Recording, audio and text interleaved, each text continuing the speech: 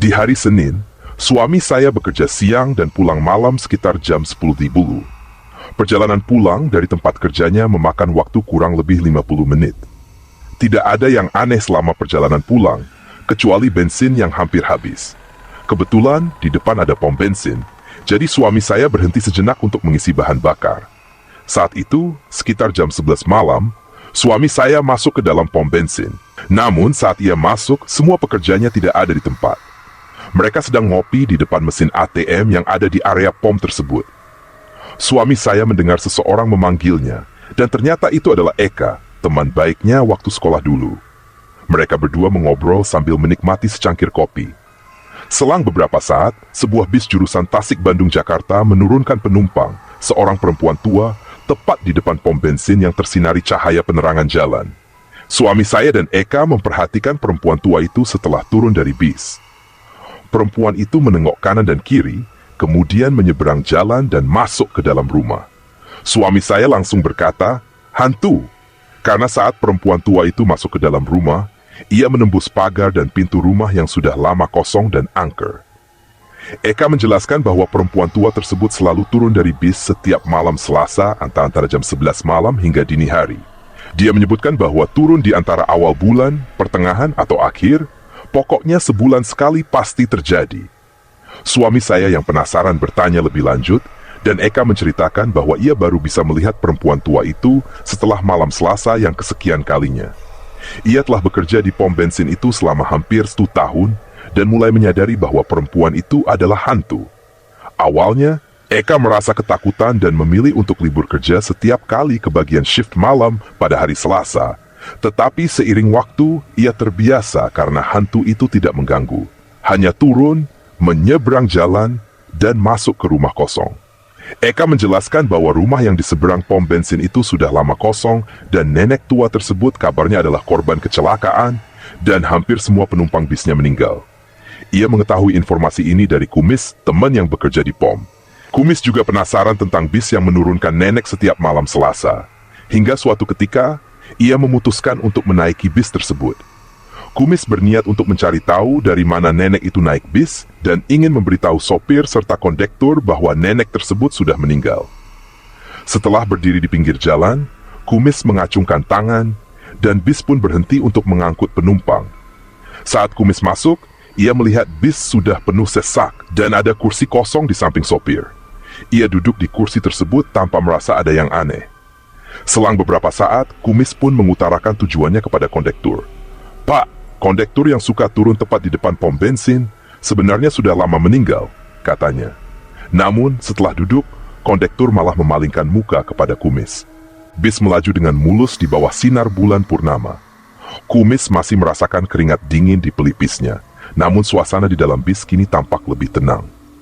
Penumpang-penumpang yang sebelumnya menakutkan seolah menghilang, dan ia hanya melihat beberapa orang biasa duduk di sekitarnya. Sopir bis dengan senyuman ramah menyalakan musik dari radio kecil di dashboard. Suara lembut dari lagu-lagu lawas mengisi udara di dalam bis, membuat Kumis merasa sedikit lebih nyaman. Namun ketegangan yang sempat menguasainya belum sepenuhnya sirna. "Kemana kita menuju, Pak?" tanya Kumis, berusaha mengalihkan pikirannya dari kejadian mengerikan sebelumnya. "Ke Bandung, Nak. Malam ini bis kita bakal penuh penumpang," jawab sopir dengan nada ceria. Kumis hanya mengangguk, tetapi hatinya masih berdebar. Ia memutuskan untuk mencoba tidur sebentar agar dapat melupakan pengalaman menakutkan itu. Namun, baru beberapa menit terlelap, sebuah suara nyaring mengejutkannya. Tolong! Jangan pergi!" teriak seorang penumpang perempuan dari belakang. Suaranya memecah kesunyian malam, dan semua mata kini tertuju padanya. Perempuan itu tampak panik, wajahnya pucat. "Dia ada di sini. Dia ingin membawa saya," jeritnya sambil menunjuk ke jendela. Kumis menoleh ke arah yang ditunjuk, tetapi hanya melihat kegelapan malam yang pekat. Dalam hati, ia berharap semua ini hanya khayalan. Namun suasana di dalam bis mulai berubah kembali menjadi mencekam. Suara isakan dan teriakan mulai mengisi ruang, membuatnya teringat pada sosok-sosok menyeramkan yang sebelumnya ia lihat. "Saya tidak mau. Tolong jangan bawa saya," teriak perempuan itu lagi. Kali ini suaranya lebih penuh kepanikan. Sopir, yang tampaknya tidak memperdulikan kekacauan di dalam bis, terus mengemudikan kendaraan. Kumis merasa ada yang tidak beres, segera berdiri dan berlari ke arah perempuan tersebut. "Tenang, siapa yang mau membawamu?" tanya Kumis, berusaha menenangkan. "Sosok itu, dia selalu mengikuti saya. Setiap kali saya naik bis ini," jawab perempuan itu, matanya berbinar-binar penuh ketakutan. Kumis berusaha mencari jalan keluar dari situasi ini. Ia mulai mengingat apa yang pernah diceritakan oleh Eka tentang nenek tua yang selalu turun dari bis setiap malam Selasa. Mungkin ini ada hubungannya, pikirnya. Jika nenek itu adalah arwah penasaran, mungkin ada cara untuk menenangkannya. Ia berusaha berbicara dengan tenang kepada penumpang lain. "Kita harus bersatu. Jika kita semua berdoa, semoga kita bisa mengusir sosok ini." Beberapa penumpang mulai mengangguk setuju. Mereka semua mulai mengucapkan doa dengan suara pelan. Suasana yang sebelumnya tegang kini menjadi lebih hening. Kumis bisa merasakan ada sesuatu yang bergerak di luar bis, dan saat itu juga lampu bis mulai berkedip-kedip. "Dia datang," seru salah satu penumpang, dan semuanya menutup mata sambil berdoa. Tak lama bis mulai bergetar hebat, seolah ada angin kencang menerpa dari segala arah. Kumis merasakan keringat dingin kembali mengalir di punggungnya, tetapi ia berusaha untuk tetap fokus. Dengan berani, ia memanjatkan doa terakhir, "Ya Allah, lindungi kami semua dari gangguan ini." Tiba-tiba, semua suara hening. Kumis membuka matanya dan melihat suasana sekitar sudah kembali normal. Tidak ada lagi suara teriakan, tidak ada lagi sosok-sosok menyeramkan. Yang ada hanya bis yang melaju dengan tenang, seolah tidak terjadi apa-apa. "Apakah kita sudah selamat?" tanya Kumis kepada penumpang lain. "Sepertinya iya," jawab perempuan yang tadi panik, suaranya kini terdengar lebih tenang. Kumis menarik napas lega, tetapi dalam hatinya ia tahu, perjalanan ini mungkin belum sepenuhnya berakhir. Ada banyak cerita yang harus mereka hadapi depan. Dan ia berjanji pada dirinya sendiri, tidak akan pernah lagi naik bis itu di malam Selasa. Di dalam kegelapan jurang yang dalam, Kumis terengah-engah, berusaha menarik napas yang nyaris putus. Suara tawa penumpang yang sebelumnya menakutkan kini menggema dalam kepalanya. Mimpi buruk itu seakan belum berakhir. Dia masih terjebak di antara kenangan kelam bus yang terbalik dan penumpang yang hilang nyawanya. Kumis menengok ke sekeliling, berusaha mencari jalan keluar. Namun, jurang yang curam itu tampak tak berujung. "Ayo Kumis, kami menunggumu," suara itu berbisik, lembut namun menyeramkan. Kumis bergetar, ingatan tentang wajah-wajah tak berdaya itu kembali menghantui. Di balik bayangan kegelapan, dia bisa melihat sosok-sosok yang menginginkan kebebasan seperti dirinya. Dia berteriak, "Tolong! Siapapun yang mendengar, tolong bantu aku." Namun suaranya hanya terbenam dalam kesunyian. Ketakutan menyelimuti tubuhnya saat mendengar suara langkah-langkah mendekat.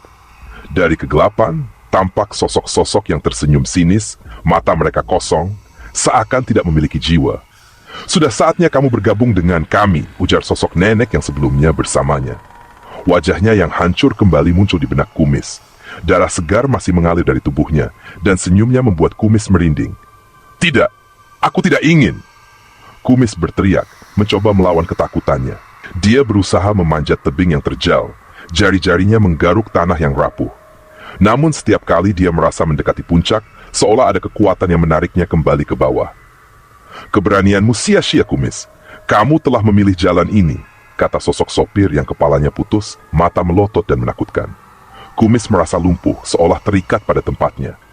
Dia bisa merasakan hawa dingin melingkupi tubuhnya, meresap ke dalam tulang. "Tolong, jangan!" Kumis berteriak lagi, matanya berkaca-kaca. Kenangan hidupnya melintas di benaknya, senyuman keluarganya, tawa teman-temannya, semua itu terasa jauh. Dia tidak ingin mengakhiri hidupnya di sini, di jurang yang dingin dan gelap ini. Dalam kekalutan, Kumis berusaha menenangkan diri. Ini tidak mungkin nyata, ini hanya mimpi, bisiknya. Namun sosok-sosok di sekitarnya semakin mendekat, membentuk lingkaran di sekelilingnya. Tawa mereka menggema seperti nyanyian menyeramkan. "Selamat datang di dunia kami, Kumis. Ini adalah rumahmu sekarang." Suara mereka bersatu, mengalun dengan nada menggoda. Kumis yang semula merasa terasing, kini merasakan perasaan aneh mengalir dalam dirinya. Dia mulai meragukan segalanya. "Apakah aku sudah mati?" tanyanya. Namun suara di sekelilingnya hanya tertawa. "Kami semua sudah mati dan sekarang kamu adalah bagian dari kami." Ketika semua harapan tampak sirna, Kumis melihat cahaya kecil di kejauhan. "Itu jalan keluar," teriaknya dengan semangat baru. Dengan sisa tenaga yang ada, dia berlari ke arah cahaya. Teriakan hantu-hantu itu menjadi gema di telinganya. Saat semakin mendekat, Cahaya itu mulai memudar. Kumis merasakan keputusasaan merayapi hatinya. "Jangan, Kumis! Kembali!" teriak nenek itu, tapi dia tak menggubris. Dia terus berlari hingga akhirnya terjatuh ke dalam cahaya. Kumis terbangun, terengah-engah di tengah jalanan yang familiar. Dia melihat ke sekeliling. Tidak ada bus, tidak ada penumpang. Dia hanya berdiri sendiri di tepi jalan. "Apakah ini semua hanya mimpi?" gumamnya. Namun, saat menengok ke belakang, dia melihat bayangan samar yang melayang. Dengan hati bergerup kencang, Kumis berlari menjauh, meninggalkan kegelapan dan semua kenangan horor yang menghantui langkahnya. Kumis terbangun dalam keadaan kebingungan, mendapati dirinya di dalam bus yang tampak tidak biasa. Suara kondektur dan penumpang di sekelilingnya bergetar dalam ketegangan. Saat Kumis mencoba untuk bangun, dia dihadapkan pada kenyataan yang mengejutkan. Kepalanya putus dan darah memancar dari lehernya, menciptakan suasana yang mencekam. Ketakutannya semakin meningkat ketika dia menyadari bahwa semua penumpang di bus tampak sama menyeramkannya.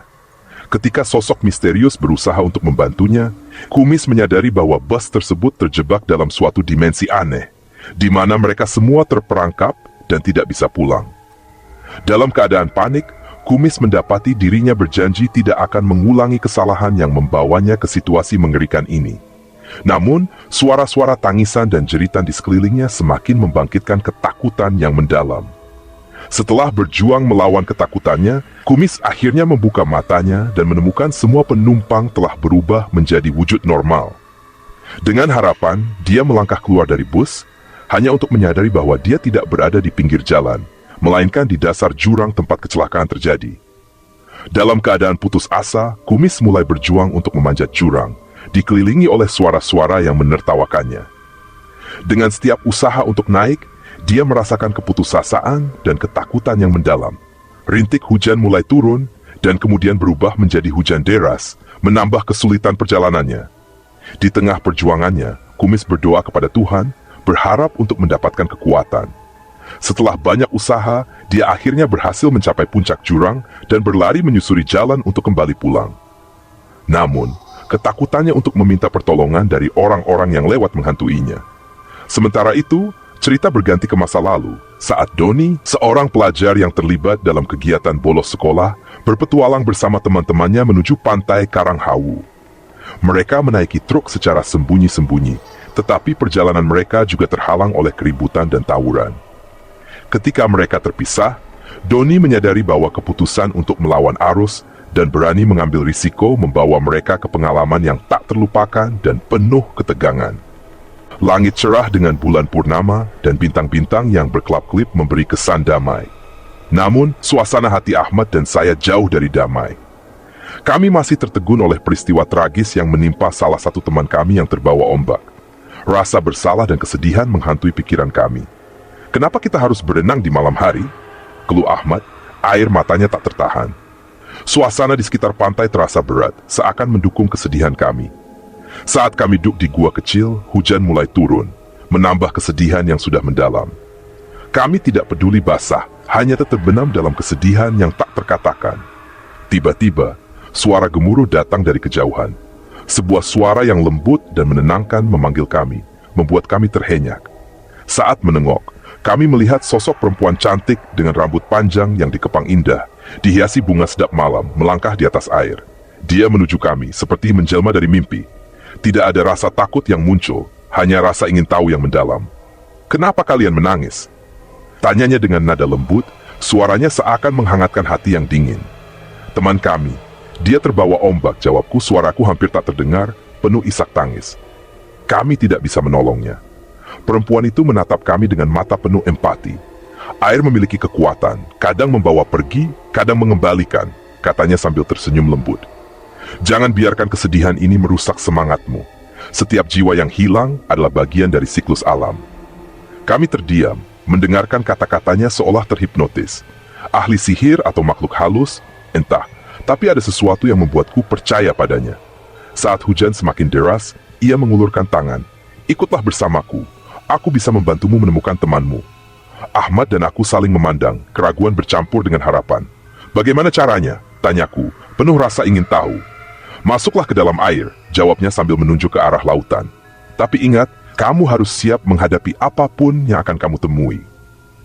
Kami bertiga melangkah menuju air, di mana ombak berdesir lembut. Suara perempuan itu menyuruh kami untuk tenang dan membiarkan air mengelilingi tubuh kami. Saat kami melangkah lebih dalam, semuanya terasa berbeda. Airnya terasa hangat dan menenangkan, seolah mengangkat beban di hati kami. Temanmu tidak pergi selamanya. Dia ada di sini, hanya terpisah oleh batas dunia, katanya. Seketika, kami merasakan kehadiran teman kami di sekitar kami. Sebuah cahaya samar muncul dari kedalaman laut, seolah memanggil kami. Tapi tiba-tiba, ombak besar datang menghantam, dan suasana tenang itu pecah menjadi kegelapan. Aku merasakan diri kami terseret, terperangkap dalam pusaran air yang kuat. Kami terhempas ke kedalaman laut, dikelilingi oleh bayangan yang tak terhitung jumlahnya. Apakah ini semua nyata? Pikirku, saat kami berjuang melawan arus yang semakin kuat. Di tengah ketidakpastian, suara perempuan itu kembali terdengar. Jangan takut, teruslah berjuang. Temanmu membutuhkanmu. Dengan semangat yang baru, aku dan Ahmad berusaha melawan arus. Mencari-cari cahaya itu, berharap bisa menemukannya sebelum semuanya terlambat. Kisah ini bisa berlanjut dengan petualangan mereka di dunia bawah laut, di mana mereka harus menghadapi tantangan untuk menemukan teman mereka dan mengatasi ketakutan mereka. Ketika pagi menjelang, cahaya matahari yang lembut menyelinap melalui awan mendung, membawa harapan baru. Namun, dingin angin laut yang menyentuh kulit kami membuatku terbangun dengan tubuh bergetar. Ahmad dan aku terbangun di pasir pantai, dengan bekas air mata yang masih terlihat di wajah kami. Di mana kita? Tanyaku, mengingat kembali semua yang terjadi semalam. Kenangan akan perempuan misterius dan delman yang menghilang ke lautan masih terbayang jelas di pikiranku. Aku tidak tahu, tetapi kita seharusnya mencari teman kita, Asep, jawab Ahmad. Wajahnya tampak lebih pucat dari sebelumnya. Kami berdua berusaha bangkit, merasa lelah dan bingung. Saat kami menatap laut, ombak berdesir pelan, seakan mengundang kami untuk mendekat. Namun ada sesuatu yang aneh. Di kejauhan kami melihat sosok yang terbaring di atas pasir, seolah terdampar. Itu, Asep, seruku, berlari ke arah sosok itu dengan harapan yang menggebu. Ahmad mengikuti di belakangku, berdoa dalam hati agar harapan kami menjadi kenyataan. Saat kami semakin dekat, kami melihat Asep terbaring di sana dengan tenang, tapi wajahnya pucat dan matanya terpejam. Asep! Asep! Kami berteriak bersamaan, menggelengkan tubuhnya berusaha membangunkannya. Tiba-tiba Asep membuka matanya dan kami merasa lega. Kau masih hidup! Ucapku dengan suara bergetar. Asep tersenyum lemah, tetapi ada sesuatu yang berbeda pada dirinya, seolah ada misteri yang menyelubungi. Aku ingat. Ombak membawa aku ke tempat yang aneh, katanya. Suaranya pelan, namun matanya memancarkan sesuatu yang tak biasa. Ada sosok perempuan. Dia memintaku untuk datang ke istana di lautan. Ahmad dan aku saling memandang, terkejut mendengar cerita Asep. Apakah itu perempuan yang kita lihat semalam? Tanyaku. Dia cantik, dengan rambut panjang dan dihiasi bunga. Dia bilang sesuatu tentang air dan jiwa yang hilang. Ya, dia menyelamatkanku, jawab Asep. Dia membawaku ke dunia lain, di mana aku melihat istana megah dan banyak orang yang menjaga gerbangnya. Tapi aku tidak tahu kenapa aku dibawa ke sana. Kami mendengarkan dengan seksama, berusaha memahami semua yang terjadi. Kau harus bercerita lebih banyak, kata Ahmad. Kita harus mencari tahu apa yang sebenarnya terjadi. Tapi saat kami berbicara, mendung kembali menyelimuti langit dan suara ombak yang berdesir mulai membesar. Rasa takut kembali merayapi kami. Kita harus pergi dari sini, ucapku, merasakan ketegangan di udara. Kami bertiga berjalan menyusuri pantai, berharap bisa menemukan jalan pulang. Namun saat kami berjalan, Asep tiba-tiba berhenti dan menatap laut dengan tatapan kosong. Ada sesuatu yang salah, katanya. Aku merasakannya. Kami bertiga saling memandang, saat gelombang tiba-tiba membesar dan menghantam bibir pantai. Saat air surut, terlihat bayangan samar di antara ombak, seolah mengawasi kami. Ada yang mengikuti kita, bisik Ahmad, dan kami merasakan ketakutan yang mendalam. Saat itu kami bertiga terdiam, menunggu apa yang akan terjadi selanjutnya. Namun, saat bayangan itu mendekat, sosok perempuan yang kami lihat semalam muncul kembali, kini dengan ekspresi serius. Kenapa kalian masih di sini? Tanyanya, suaranya tegas, namun tetap lembut. Apakah kalian siap menghadapi kenyataan? Kami tidak tahu apa yang harus dikatakan. Perasaan campur aduk antara takut dan ingin tahu menyelimuti kami. Dia adalah penjaga batas antara dunia ini dan dunia lain, jelas Asep menatap perempuan itu. Aku merasakan bahwa ada sesuatu yang lebih besar yang sedang terjadi. Perempuan itu mengangguk, seolah mengerti apa yang kami rasakan. Setiap jiwa memiliki perjalanan, dan kalian terpilih untuk mengetahui rahasia ini. Tapi ingat, tidak semua yang kalian lihat adalah apa yang sebenarnya. Kami semua terdiam, terjebak dalam ketegangan. Tiba-tiba, suara petir mengguntur lagi, dan langit yang mendung itu seolah memberi amaran. "Jika kalian ingin menemukan jawaban, ikuti aku," kata perempuan itu, melangkah menuju lautan. Tanpa berpikir panjang, kami bertiga mengikuti langkahnya, bersiap menghadapi apapun yang akan kami temui di balik batas dunia ini. Ketika malam menyerang, Ahmad dan aku berdiri di pinggir pantai, menatap gelapnya lautan yang bergejolak. Tadi siang, ombak besar menggulung teman kami Asep saat dia berenang. Aku tidak mengenalnya, bukan juga keluarganya, tapi aku membayangkan betapa sedihnya orang tuanya saat mengetahui anaknya terbawa ombak, ucapku, suara bergetar menahan tangis. Bukan hanya orang tua, aku juga membayangkan bagaimana Asep merasakan saat tenggelam, jawab Ahmad dengan suara serak. Seorang perempuan mendekati kami, mengajak berbicara. "Kalian ini anak-anak yang polos, punya hati bersih, tidak takut ditukar dengan bajunya Asep?" "Kalau itu bisa menyelamatkannya, aku mau," jawabku tanpa ragu. Perempuan itu tersenyum, lalu pergi menaiki delman, sementara kami berdua hanya bisa terdiam. Saat itu, kilatan petir menyambar, menerangi laut yang gelap. Di tengah lautan, sebuah istana megah tampak berkilau, seolah menunggu untuk dimasuki. "Apakah kamu melihat istana itu?" tanyaku kepada Ahmad. "Iya, Don. Mungkin itu penguasa laut," jawab Ahmad sambil menatap takjub. Malam semakin gelap, dan kami teringat akan Asep. Betapa sedihnya orang tua Asep, pikirku, ketika suara isak tangis mulai terdengar. Tanpa terasa, kami berdua tertidur dalam pelukan rasa kesedihan yang mendalam. Ketika pagi tiba, angin laut menyentuh kulit kami. Aku terbangun dan melihat Asep tergeletak di depan kami, telanjang tanpa pakaian. Kaget, aku membangunkannya. Dan Asep membuka matanya, berjuang melawan dinginnya pagi. "Saya terseret ombak, terima kasih telah menyelamatkan saya," katanya. "Pakaianmu ada di perempuan itu," jawabku sambil menunjuk ke arah delman yang sudah pergi. Ahmad menyerahkan celananya kepada Asep dan kami bertiga mencari teman-teman yang lain. Ketika kami menemukannya, wajah mereka memancarkan ketakutan dan kesedihan. Salah satu dari mereka berucap, "Kami sangat khawatir. Terima kasih telah menyelamatkan Asep." Dalam perjalanan pulang ke Cianjur, tidak ada yang aneh. Aku pulang dan langsung tertidur selama 4 hari. Ketika terbangun, bibirku bergetar saat melihat Uwak Munah menungguku. "Kau sudah 4 hari tertidur, ah? Ada yang mencarimu." Setelah mandi dan makan, aku meluncur ke rumah Ahmad. Namun, tak ada suara yang menyambutku. Saat bertanya kepada tetangga, aku terkejut mendengar Ahmad dirawat di rumah sakit. Ahmad terbangun dengan wajah yang tampak pucat, seolah dia baru saja mengalami mimpi buruk yang panjang. Saat aku memeluknya, ada perasaan aneh menyelimuti diriku. "Ayo, kita pulang," kataku dengan suara yang bergetar.